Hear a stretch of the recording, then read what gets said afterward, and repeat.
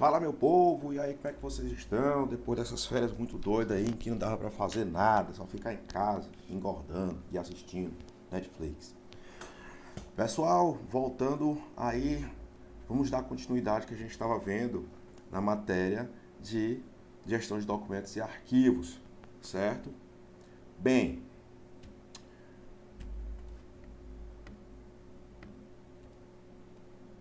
peraí, opa, problemas técnicos. O que a gente viu até agora, a gente falou sobre gestão de documentos e arquivos, falando sobre os fundamentos do arquivo, né? Deu os conceitos do que é um arquivo, finalidade, documento, que a gente viu lá o que é um documento, o que é que tem que ter, quais são as características que o documento tem, que é informação e suporte, os órgãos de documentação, como arquivo, biblioteca e museu. E aí a gente deu continuidade falando sobre a classificação dos arquivos, que os arquivos eles têm classificações. São essas 7 aqui, classificação quanto à entidade mantenedora, quanto à natureza do documento, quanto à extensão de atuação, quanto ao estágio de evolução, quanto ao gênero, quanto à tipologia documental e quanto à natureza do assunto, certo? Salvo engano, a gente falou sobre a entidade mantenedora e natureza dos documentos.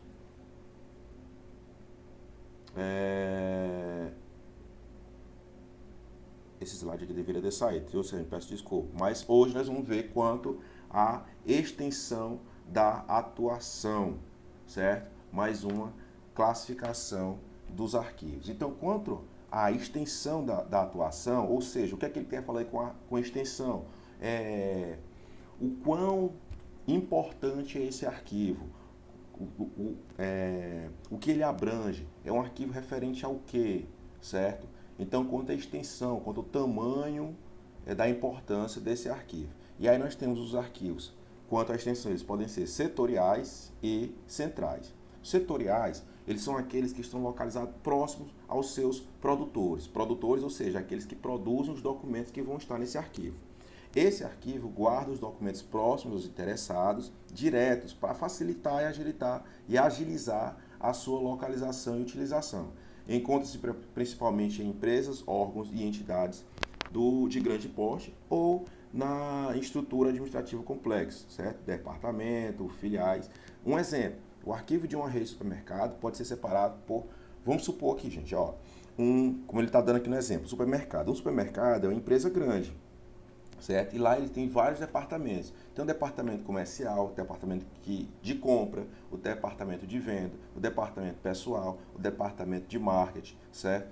Cada um desses departamentos gera documentos, ok? E esses documentos são armazenados. Daí eu tenho um arquivo. Então, é melhor eu ter o arquivo de cada departamento em cada departamento. Ou seja, o arquivo é referente à contratação de pessoas, à demissão, dar férias e tudo no setor de RH. O arquivo referente a quanto vendeu um supermercado, quanto está devendo, as contas que você tem que pagar no setor financeiro. Um arquivo relacionado à compra de mercadorias no setor de compras, certo? Então eu tenho diferentes arquivos, cada um em seu respectivo setor. No IFE, por exemplo, tem setor administrativo, tem setor contábil, tem setor pedagógico, por exemplo. Tem um setor lá do IFP que tem uma série de documentos referente a todos vocês alunos, certo? Então não tem porquê um exemplo de um arquivo desse estar lá na diretoria, vamos dizer assim, ou então lá no setor contábil, ou lá mesmo na biblioteca. Não, porque é um arquivo de cunho, vamos dizer assim, privado, então é da organização, não pode estar aberto ao público e está justamente lá na sala da pedagogia, por exemplo. Tem um setor de licitação, de compra de produtos, deve estar lá no setor financeiro, no setor administrativo, certo? Então, arquivos setoriais são esses, são arquivos que estão próximos aos seus produtores. Dando continuidade aqui, os arquivos centrais. Os arquivos centrais, ou gerais, pronto, eu já tenho uma ideia do que seja, né? São aqueles que guardam todos os documentos de uma entidade num só lugar. Pronto, é totalmente o contrário dos setoriais. O setorial, eu tenho um arquivo para cada setor, no central não, eu tenho um arquivo só, que esse arquivo tem documentos de toda a organização.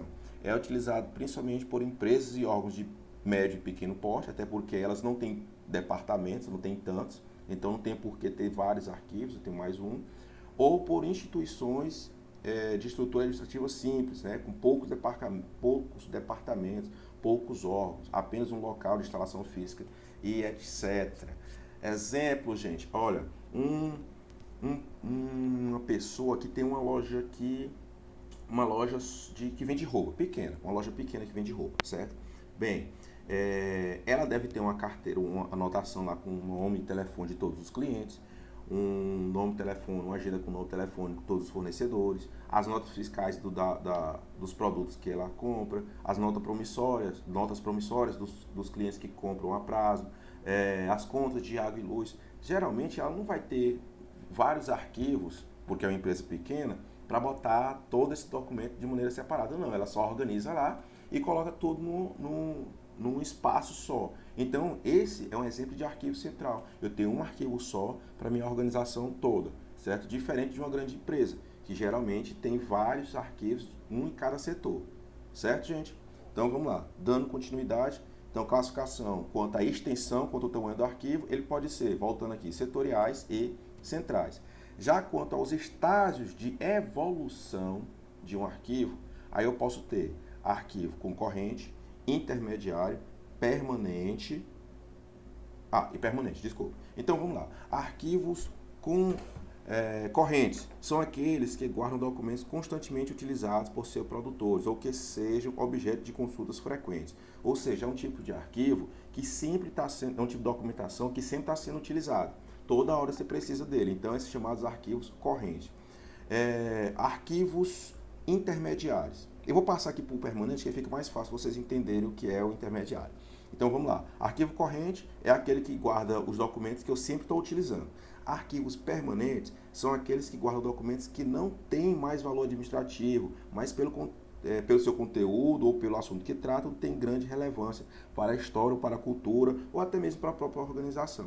Vamos supor, aqui ele está dando um exemplo de arquivos de museu. Pronto. Não necessariamente aqueles arquivos, eles são geralmente diariamente utilizados.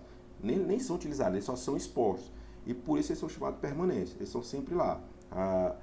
O intermediário, ele está nesse meio aqui, ó. São aqueles que guardam documentos que não são mais objetos de consulta frequente, mas guardam cumprimento de prazo legais, ou que ainda sejam provas de direitos de obrigação. Arquivos fiscais, de contabilidade de empresa, tudo isso, por exemplo, todo ano, gente, pessoas físicas e pessoas jurídicas, ou seja, quando eu falo pessoa jurídica, empresa, ele tem que fazer uma coisa para o governo chamada declaração de imposto de renda.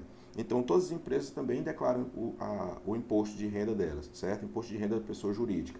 E aí, eles têm que guardar esses documentos. Isso é um exemplo de arquivo intermediário, porque é um arquivo fiscal. Então, não necessariamente ele vai ficar toda hora usando, né, consultando esse documento, mas ele tem sim seu grau de importância, então ele tem que ser arquivado. E, via de regra, pode ser que eventualmente ele seja utilizado. É chamado de arquivo intermediário, certo? Seguindo aí, outro tipo de classificação, a gente já viu classificação, voltando aqui, quanto à extensão, setoriais e centrais, quanto ao estágio de evolução, arquivos correntes, intermediários e permanentes, e agora quanto ao gênero. E ao gênero, voltando aqui, eu tenho 7 tipos, se eu não me engano, 7 tipos. Documentos textuais, documentos iconográficos, documentos sonoros, filmográficos, informativos, cartográficos ou micrográficos. Professor, é cor demais. Mas vamos embora lá. Documentos textuais. Os documentos textuais ou escritos são aqueles que apresentam informações de modo escrito. Como? Em forma de texto. Carta, relatório, certidão, todo isso é tipo de... Ou seja, se está escrito, é um documento textual. Iconográfico. Documentos iconográficos são aqueles que apresentam informações em forma de imagem. Desenho, gravura, fotografia. Uma fotografia pode ser um documento? Pode sim. Um exemplo, numa delegacia, se eu tenho uma foto lá de um suspeito, aquele é um documento. É um chamado documento iconográfico, que ele está dando a informação dele através de uma imagem. Certo? Então, se está em forma de imagem, iconográfico. Documentos sonoros. O nome já está dizendo, os documentos sonoros são aqueles que apresentam informação em forma de som ou áudio, disco de vinil, CD, certo? Sons gravados em fita cassete, que você não deve mais nem saber como é, escuta telefônica, tudo isso também são chamados documentos sonoros. Não sei se vocês veem aí alguns nesse negócio da política aí, certo? Muitos empresários e políticos dando seu depoimento, e aí parte desse depoimento passa em jornal. Aquele depoimento ali que é gravado, ele é um documento, sim.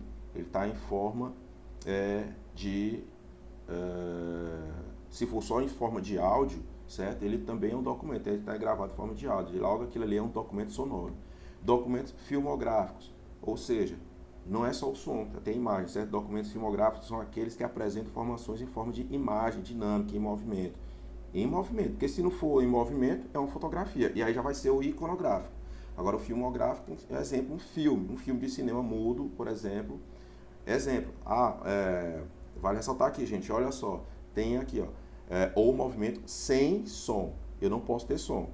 Se eu tiver som, já é outra aqui que a gente vai falar. Então, filmográfico, um exemplo disso é um documento, é um filme de cinema mudo. Aquilo ali é um tipo de documento também, um documento filmográfico. Lembre-se, os sonoros, eu não posso ter imagem, eu só tenho som. O iconográfico, eu tenho imagem, mas eles não são animados. E é óbvio, não tem som também. Então é iconográfico. Um documento em forma de imagem sem som, chamados filmográficos, certo? Informativos ou digitais são os documentos audiovisuais, são aqueles que apresentam informações de forma imagem dinâmica ou em movimento, e agora sim com som. Então, se eu tenho um DVD de um artista de vocês, ali é um tipo de documento, documentação, documento informativos ou digitais. Cartográficos, os documentos cartográficos são aqueles cuja informação representa de forma reduzida uma área maior. Exemplo, um mapa, uma planta de uma casa, certo? Tudo isso são chamados documentos cartográficos. Vocês podem pegar o livro de geografia de vocês, tem lá um monte de mapa, aqueles mapas ali são exemplos de documentos cartográficos, certo? E micrográfico, os documentos micrográficos são aqueles que apresentam suporte microfichas, resultado do processo de microfilmagens, filmagens de produtos, de elementos microscópicos, certo? Por exemplo, vocês veem, então, estamos falando aqui, não tem como, né, falar sobre o corona, por exemplo, vocês veem no jornal até a imagem lá do corona, que parece sei lá, um mamona, uma coisa assim, mas aquilo ali foi possível ter aquela ideia lá por conta, a ideia não, ter aquele visual do vírus por conta de uma microfilmagem, certo? Você filmar um elemento microscópico, certo, gente? Por isso é só, vai ter uma atividadezinha aqui bacaninha para vocês fazerem, ok? E aí, próxima semana a gente vem já começando, vou começar a botar mais aulas, então, e falar até um pouco mais devagar também para ficar melhor o entendimento de vocês, ok? Bons estudos e fiquem bem.